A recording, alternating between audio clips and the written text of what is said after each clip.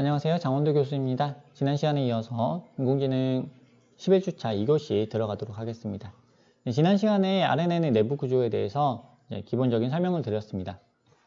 어떤 입력이 주어졌을 때 주어지는 입력이 차례대로 하나씩 들어가고, 그리고 그 주어진 입력이 웨이트와 곱해지고 바이어스와 더해져 가지고 최종적인 출력이 나온다 라고 설명을 드렸고, 여기서 나온 출력은 다시 입력으로 돌아가서 이게 반복이 되는 입력 패턴의 길이만큼, 입력 시퀀스의 길이만큼 반복이 되는 형태를 가진다라고 설명을 드렸습니다. 그런데 여기서 조금 자세히 살펴보면 웨이트의 개수가 생각보다 너무 적은 것을 보실 수가 있어요.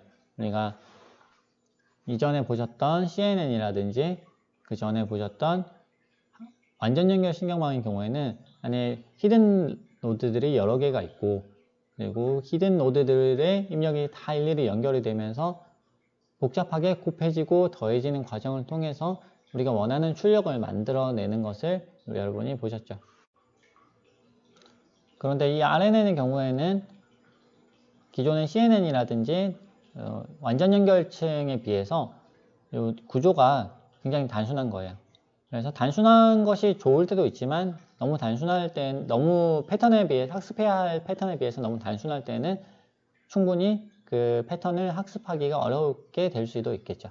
그래서 이 출력을 여러 개로 늘려줍니다. 원래는 출력이 하나밖에 없었는데 이 출력이 2개, 3개로 늘어났습니다. 출력이 2개, 3개로 늘어났으니까 내부적으로 계산해야 되는 웨이트의 숫자도 그만큼 늘어나게 되죠. 그래서 원래는 인풋과 연결되어 있는 웨이트가 1개밖에 없었는데 이제는 웨이트가 3개가 되고요. 여기서 출력을 만들어서 웨이트를 바이어스를 더한 다음에 탄젠트, 하이퍼볼릭 탄젠트를 거쳐서 최종적인 출력을 만들어내게 되죠. 그리고 이 만들어진 출력은 그 다음 단계의 입력으로 다시 돌아서 들어가게 됩니다. 이 출력이라고 제가 말씀을 드렸는데요. 여기서 출력이라고도 얘기를 하기도 하고 또 히든 노드라고도 얘기를 하기도 해요. 왜 히든 노드라고 얘기를 하냐면, 이게 앞쪽에서 우리가 멀티레이어 퍼셉트론을 보면 지금은 레이어가 하나지만 2개, 3개가 주어졌을 때 중간에 있는 노드들을 우리가 히든 노드라고 하잖아요. 지금 RNN의 경우에는 이게 하나밖에 없는 것 같지만 지금 여러 개가 지금 붙어 있어요. 그죠? 입력이 들어가고 나온 출력을 다시 받아가지고 그 다음으로 넣고, 이 과정이 결국은 완전 연결층에서 봤던, 완전 연결층이 여러 개 붙어 있는 그 모델에서 봤듯 이제 여러 개의 층이 연결되어 있는 그런 딥 네트워크의 구조를 일부 가지는 거죠. 그런 특성을 가지기 때문에 우리가 이 노드를 우리가 출력 노드라고도 하기도 하고, 그리고 히든 노드라고 부르기도 합니다. 그래서 이 히든 노드들이 여러 개 있다라고 우리가 생각을 하면요, 이런 네트워크를 이런 식으로 구성을 해볼 수가 있습니다. 어떤 입력이 주어집니다. 1, 2, 3, 4, 5라는 입력이, 시퀀스 입력이 주어지고요. 이 주어진 입력을 네트워크에 넣게 됩니다. 네트워크에 넣고 싶은데 이제 보시면 지금 총 5개의 입력이 있죠. 이 5개의 입력은 실제로 5개가 있는 건 아니고요. 하나밖에 없는데 여기서 제가 설명을 위해서 지금 5개를 늘어 놓은 겁니다. 그래서 입력이 하나 들어가고, 들어간 입력을 그 다음에 i2가 들어가고, 그 다음에 i3가 들어가고, 그 다음에 i4가 들어가고, 그 다음에 i5가 들어갑니다. 그래서 들어온 입력을 바탕으로 출력을 만들어내는데 출력이 세트로 나가게 되죠. 히든 노드의 숫자 혹은 아웃풋의 숫자에 따라서 이렇게 아웃풋 숫자가 3이라고 한다면 3이 연속적으로 3개의 출력이 계속해서 나오게 됩니다. 입력이 들어갔을 때 3개의 출력이 나오고, 그 다음 입력이 들어갔을 때 또 3개의 출력이 나오고, 그 다음 입력이 들어갔을 때 또 3개의 출력이 나오고, 4번이 들어갔을 때 또 출력이 나오고, 5번 들어갔을 때 또 출력이 나옵니다. 그리고 여기서 나왔던 출력이 그 다음 단계 레이어, 이제 RNN 레이어에서 입력으로 그대로 들어가게 됩니다. 그래서 2단계에서의 입력 숫자는 더 늘어나게 되죠. 아까는 첫 단계에서의 입력은 원래 5개밖에 없었잖아요. 그런데 이번에는 5개는 5개인데 그 깊이, 뎁스가 늘어나게 된 거죠. 특징 수가 늘어났으니까. 그래서 1번 입력이 들어갔을 때 나오는 요 출력이 3개가 나왔기 때문에 역시 입력도 이 두 번째 레이어에서 받는 입력도 3개가 됩니다.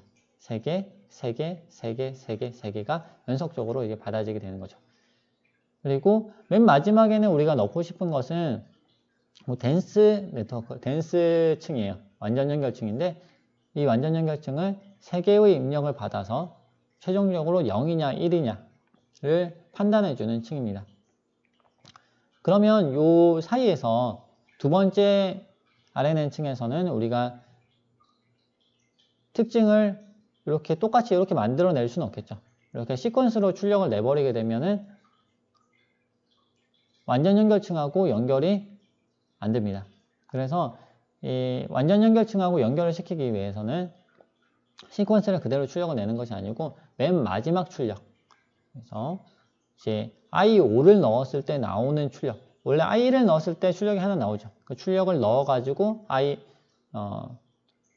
출력을 넣어서 출력을 넣고 그리고 I2도 넣어서 출력을 또 하나 만들고 또 I3을 넣어서 또 출력을 하나 만들고 4를 넣어서 출력 만들고 I5를 넣어서 출력을 만드는데 최종적으로 사용하는 거는 I5를 넣었을 때 사용하는 출력인 거죠. 그래서 여기서 출력이 3개가 됐는데 이 3개가 된 이유는 특징이 3개이기 때문에 그렇습니다.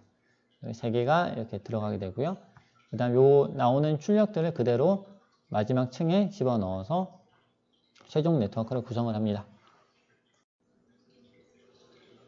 그래서 이 모델을 조금 더 정확하게 그려보면요. 이런 형태가 되는데요. 왼쪽 편은 아까 조금 전에 보셨던 그림이죠. 그리고 오른쪽 편에 있는 그림이 이번 새로 이제 그린 모델입니다. 보시면 입력 맨 첫 층, 처음 층의 경우에는 입력 노드가 하나밖에 없어요. 1, 2, 3, 4, 5 들어온 입력은 5개지만 순서대로 하나씩 들어오기 때문에 입력 노드는 하나밖에 없죠. 하나씩 들어갑니다. 1이 들어가고 2가 들어가고 3이 들어가고 4가 들어오고 5가 들어오고 하나씩 들어올 때마다 출력이 만들어집니다. 한 개, 한 세트라고 볼게요. 한 세트, 두 세트, 세 세트, 네 세트, 다섯 세트. 5개의 출력이 순서대로 짱짱짱짱 만들어지죠. 그 다음에 나오는 출력을 다시 그 다음 층의 입력에다 집어넣습니다. 여기도 사실 아까 제가 입력이 5개 있는 것처럼 설명을 드렸지만 실제로는 하나밖에 없어요. 이게 시퀀스이기 때문에 여기 한꺼번에 들어가는 게 아니고 순차적으로 하나씩 들어가는 거죠.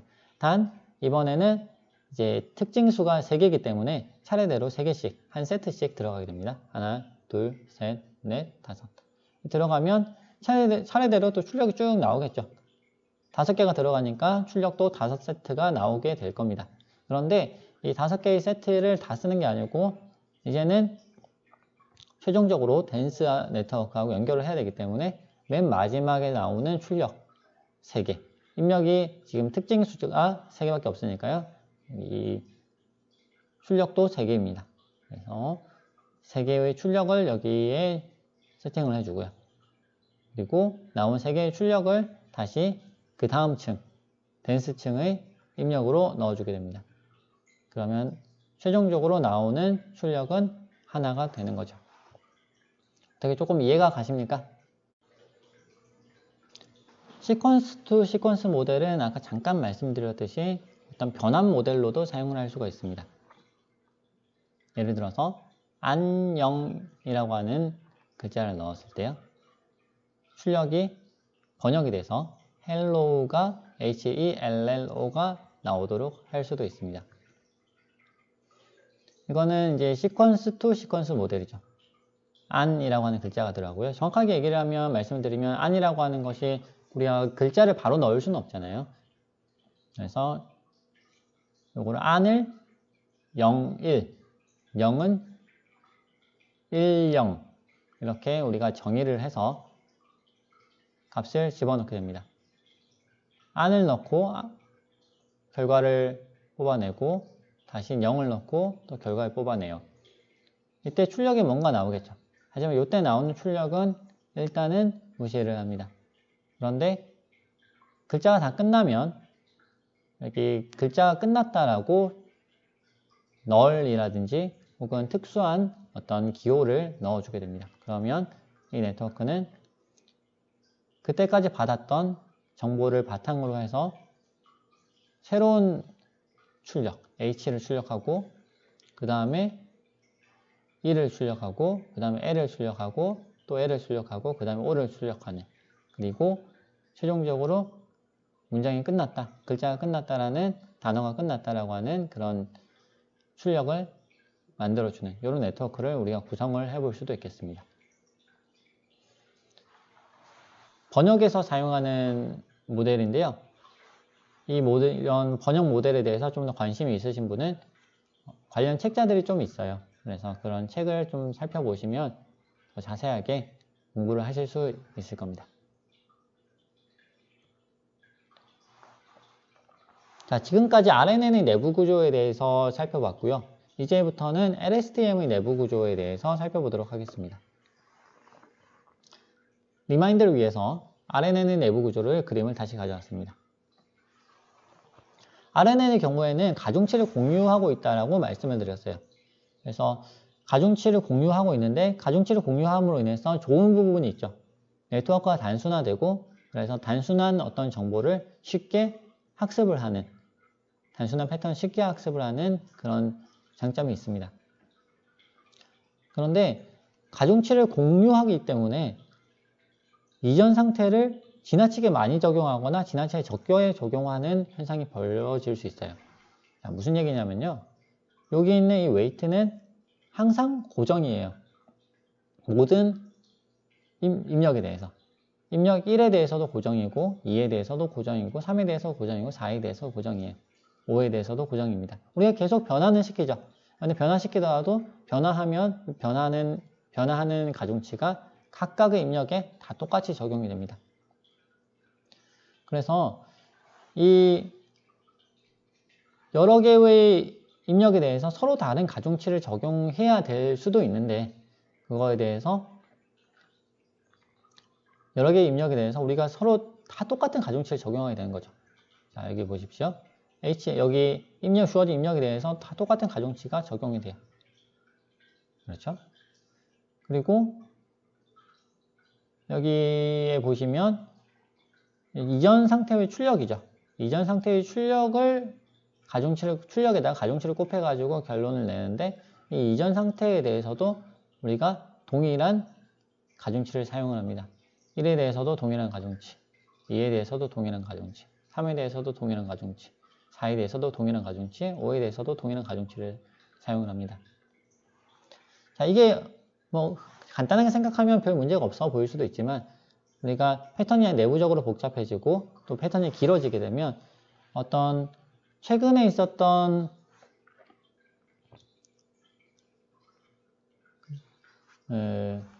입력에 대해서는, 최근의 출력에 대해서는 조금 더 많은 가중치를 주고, 이전의 출력에 대해서는 좀 적은 가중치를 주고 싶을 수도 있어요. 그런데 그것이 모두 균일화되는 거죠. 똑같은 웨이트를 적용을 해야만 합니다. 그래서 여기 있는 곱해지는 요 가중치가 지나치게 이전 상태가 똑같아지면서 이전 상태가 지나치게 많이 적용이 된다든지 혹은 지나치게 적게 적용이 된다든지 이런 문제가 발생할 수 있습니다. 또 다른 문제가 있는데요. 학습에 있어서 여기서 최종적으로 발생한 출력에서 발생하는 이 에러를 앞쪽으로 쭉 보내면서 요 웨이트를 수정을 해야 돼요. 그런데 요 하이퍼볼릭 탄젠트 함수를 거치면서 미분 수식의 미분을 사용을 하게 되는데, 그 수식적인 문제로 인해 가지고 수학적인 문제로 인해서 한 번 거치고 두 번 거치고 세 번 거치고 하다 보면 값이 점점 작아져 가지고 에러가 만약에 0.5가 발생했잖아요. 0.5가 발생했는데 그 0.5를 탄젠트 함수를 처음 거쳐가지고 역으로 거쳐서 들어가면, 하이퍼볼릭 탄젠트를 역으로 거쳐서 쭉 들어가면 여기서는 0.4 정도 에러가 수정해야지 라고 생각을 하게 되고요. 그 다음에 다시 삥 돌아서 역전파니까 거꾸로 이동을 해야 되잖아요.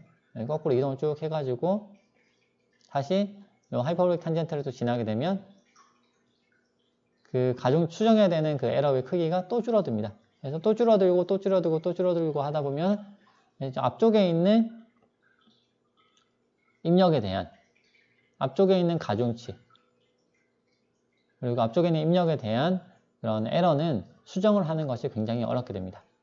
그런 이제 내부적인 문제가 있습니다.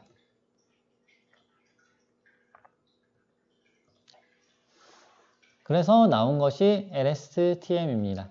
Long Short Term Memory라고 하는데요. 이 Long Short Term Memory, LSTM의 내부 구조가 어떻게 되어 있는지 좀 조금 자세하게 살펴보도록 하겠습니다. LSTM 지금 오른쪽 편에 보시면 RNN의 기본 구조가 이렇게 나와 있어요. 이거를 보시면서 어떤 부분이 바뀌어지는지를 같이 보면서 비교하면서 살펴보시면 더 재밌게 좀 더 잘 기억하면서 공부를 하실 수 있을 겁니다. LSTM의 경우에는 입력이 이전 상태의 입력이 들어와서 이전 상태를 하나를 입력을 받아 가지고요. 그대로 다음 상태로 보냅니다. 똑같이 전달하는 거예요. 3을 받으면 3을 전달하고 4를 받으면 4를 전달하고 5를 받으면 5를 전달하고.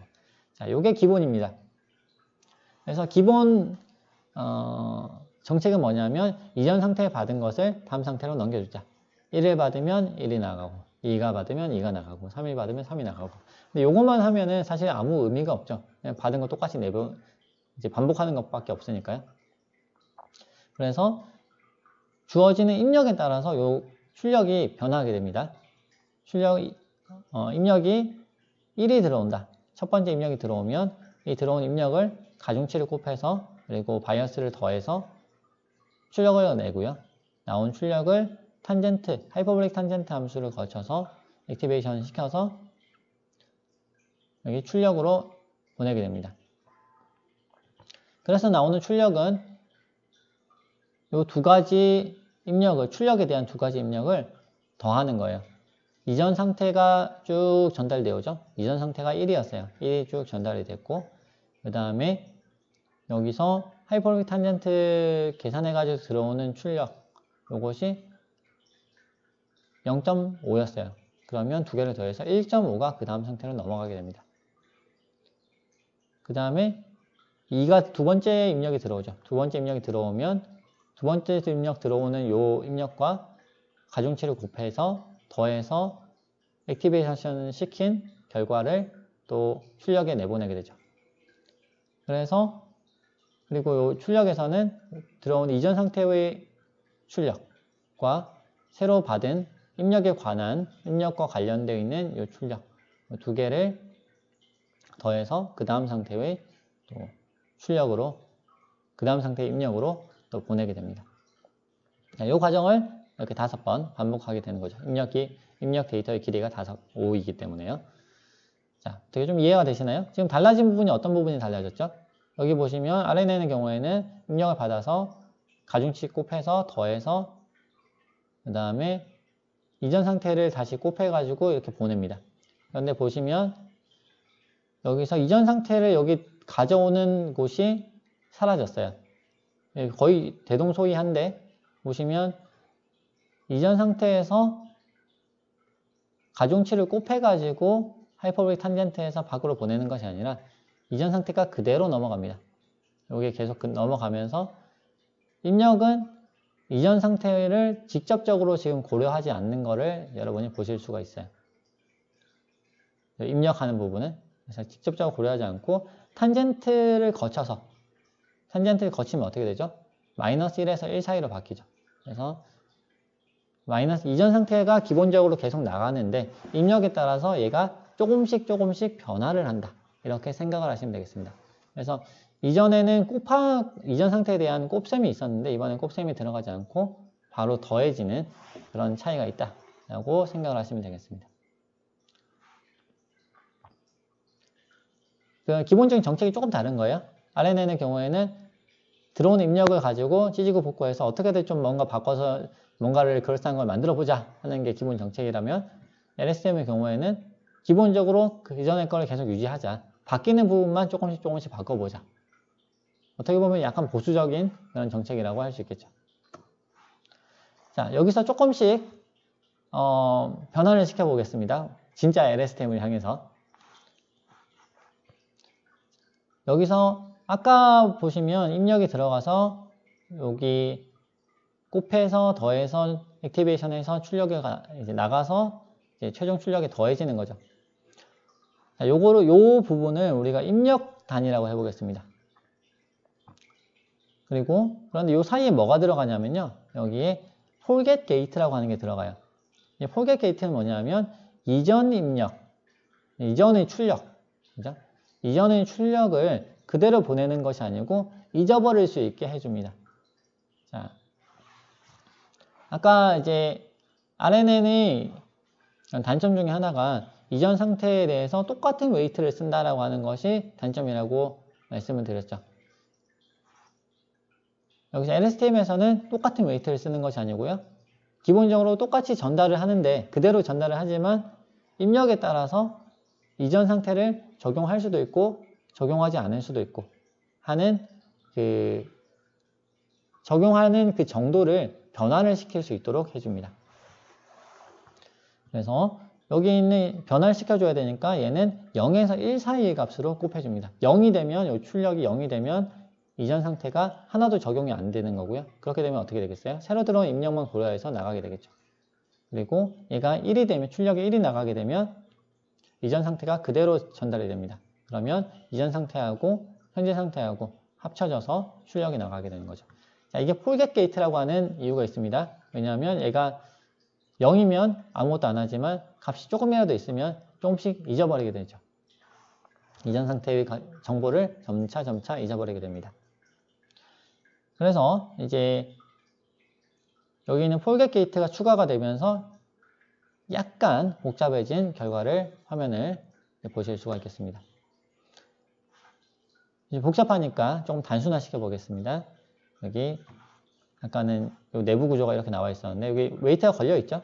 그래서 forget gate의 경우에도 사실은 아까하고 전체적으로 봐서는 비슷한 형태예요. 웨이트 들어온 입력에 웨이트를 곱하고 그 다음에 바이어스를 더해서 최종적으로 출력을 내는데 여기서 출력이 탄젠트가 아니고 시그모이드 함수를 씁니다. 왜냐하면 시그모이드 탄젠트 함수는 마이너스 1에서 1 사이의 값이 나오고 시그모이드 함수는 0에서 1 사이의 값으로 변환을 시켜주기 때문에 그렇습니다. 생긴 건 비슷해요. 이렇게 올라가는데 이제 범위만 이제 달라지게 됩니다. 요거를 이제 게이트라고 우리가 적어 보겠습니다. 바로 적용이 되는 게 아니고 게이트가 원래 무슨 뜻이죠? 문이죠. 그래서 문을 조금 열 수도 있고 많이 열 수도 있고 문을 많이 열면 물이 확 밀려 나갈 거고 조금 열면은 조금만 밀려 나갈 거죠. 그런 개념으로 생각하시면 되겠습니다. 자, 여기 게이트를 하나 더 추가해 줍니다. 이번에는 어디에 게이트를 추가하냐면은 입력단에다가 게이트를 추가합니다. 이 들어온 입력에 대해서 어떤 가중치를 곱하고 바이어스를 더해서 출력 탄젠트 곱해서 출력을 만들어내는데 이 입력과 관련되어 있는 이 출력, 기본 출력에 대해서도 우리가 게이트를 추가해 줍니다. 그래서 입력이 바로 적용되는 것이 아니고 입력에 대해서도 우리가 이거를 완전히 적용할 것인가 아니면 일부만 조금만 적용할 것인가 하는 거를 입력별로 다르게 할 수 있도록 넣어주게 되어 있습니다. 그래서 이거를 우리가 입력 게이트라고 이름을 붙입니다. 이거를 이렇게 돼 있으니까 화살표가 너무 길죠? 복잡해져서 얘를 더 기호를 써가지고 조금 단순화를 시켰습니다. 자, 여기서 추가가 되는 게 출력입니다.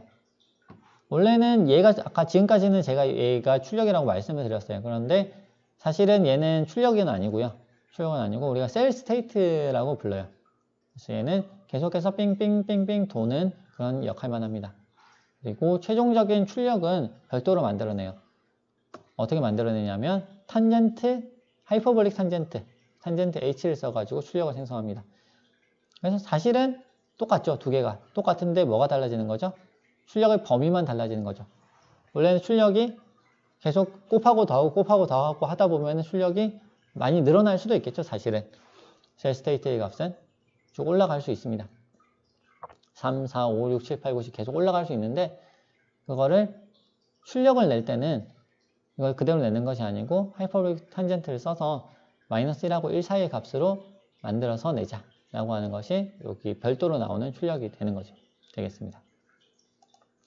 자, 그 다음에 출력이 있으니까 이 히든 출력에 대해서 우리가 얘가 이제 히든 노드라고 우리가 부르기도 한다고 했죠. 요 히든 노드에 대한 출력을 그대로 다시 그 다음에 입력으로 넣어줍니다. 이제 복잡해집니다. 이렇게 넣어주면서 이제 입력이 두 개가 돼버렸으니까요. 입력이 두 개가 돼서 이 입력을 어떻게 처리를 해야 돼요. 어떻게 처리를 할 것인가 고민을 하다가 입력과 오히려 유사하다. 그래서 입력하고 얘하고 이전 단계의 출력을 같이 묶어가지고 하나의 길다란 그런 배열로 만듭니다. 그냥 단순히 묶는다고 설명을 드렸는데 이제 그냥 단순하게 두 개를 그냥 이어 붙이는 거예요. 입력이 3이고 이전 단계의 출력이 4다. 그러면 1, 4 이렇게 붙여줍니다. 만약에 히든 노드의 숫자가 더 많아서 아까 3개의 예를 들어 3개가 있는 경우를 예로 들어 드렸는데요. 1, 2, 3이다. 그러면 히든 이전 단계에서의 출력이 1, 2, 3이 되겠고요. 그 다음에 새로 들어온 입력이 1이다. 이렇게 되면 1, 2, 3, 1 이런 식으로 붙여가지고 쓰게 됩니다. 그래서 합쳐진 입력 h,i를 써서 그 다음에 게이트로 보내고 그리고 입력 단으로 또 보내게 됩니다.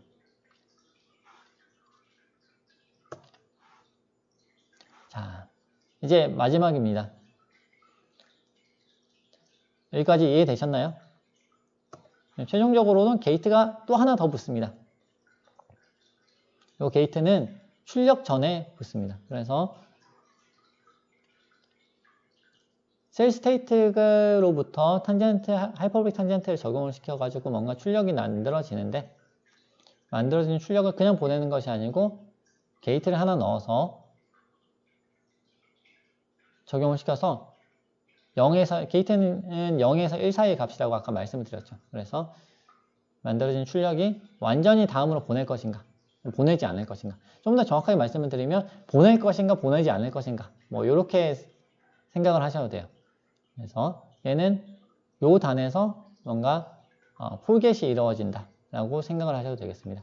지금 여기 셀 스테이트 같은 경우는 돌아서 들어온 다음에 폴겟을 하죠. 뭔가 잊어버릴 것인가 잊어버리지 말 것인가 를 결정을 하는데 여기 히든 스테이트 여기 출력의 경우에는 다음 단계의 출력을 내기 바로 직전에 게이트가 하나 들어가면서 여기서 현 단계에서 만들어진 셀 스테이트의 값을 다음 단계에 적용을 시킬 것인가 말 것인가 하는 부분을 여기서 결정을 하게 됩니다. 그래서 LSTM의 내부 구조를 간단하게 정리를 해보겠습니다. LSTM은 RNN의 구조에 비해서 시퀀스가 이원화되어 있습니다. 원래는 현재 출력이 하나 나오고 그 다음 그 출력이 그 다음 단계의 입력으로 들어가는 그런 구조였는데요. 셀 스테이트라고 하는 것이 새로 만들어지게 되고 셀 스테이트는 기본적으로는 하이퍼볼릭 탄젠트를 거치지 않고 계속해서 변화를 기본적으로는 유지를 하게 되고 입력에 따라서 조금씩 변화하게 됩니다.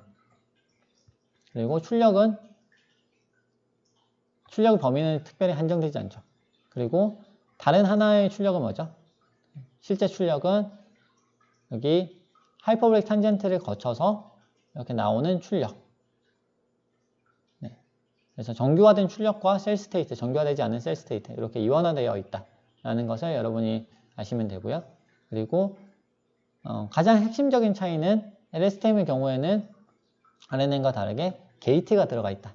이제 3개의 게이트가 들어가 있어서 이전 상태를 유지할 것인가 혹은 유지하지 않을 것인가 이전 상태를 적용을 할 것인가 적용하지 않을 것인가 하는 부분을 입력에 따라서 서로 다르게 적용을 할 수가 있다 라고 하는 부분이 다른 부분이다 라고 이해를 하시면 되겠습니다. 그래서 아웃풋도 조절을 하고 소개 게이트를 써서 셋 스테이트도 조절을 하고, 인풋 게이트를 써서 인풋에 대해서도 양을 얼마나 적용을 많이 할 것인지 여기 결정을 한다 라고 이해를 하시면 되겠습니다.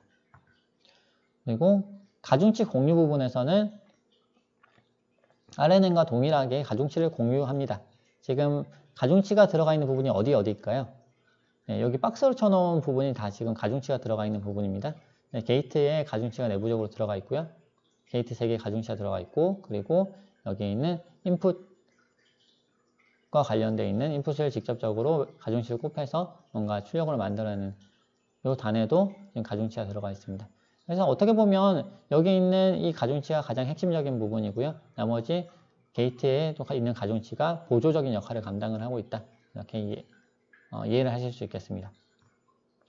사실 이렇게 지금 가중치 숫자가 늘어나면서